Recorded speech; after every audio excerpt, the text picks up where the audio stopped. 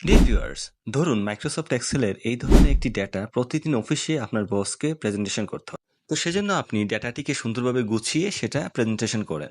তো dear viewers, প্রতিদিন একই কাজ আমরা কিভাবে ম্যাক্রোর সাহায্যে খুব সহজেই এক ক্লিকে সেটাকে আমরা প্রসেস করতে পারি, আমরা সেটাই আজকে দেখব। তো সেজন্য আমরা ডেভেলপার অপশন থেকে রেকর্ড ম্যাক্রোতে যাব, তারপর রেকর্ড ম্যাক্রোতে ক্লিক করে আমরা একটা ম্যাক্রো নেম দিয়ে ওকেতে প্রেস করব।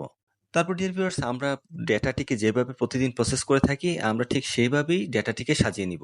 তো ডিয়ার ভিউয়ার্স, দেখতে পাচ্ছেন আমি ডেটাটিকে গুছিয়ে নিচ্ছি, লোন অ্যামাউন্ট এবং আউটস্ট্যান্ডিংকে সাম করে নিচ্ছি। তো ডিয়ার ভিউয়ার্স, আমার ডাটা গোছানো শেষ, আমি এখন ম্যাক্রোতে গিয়ে স্টপ ম্যাক্রোতে প্রেস করছি।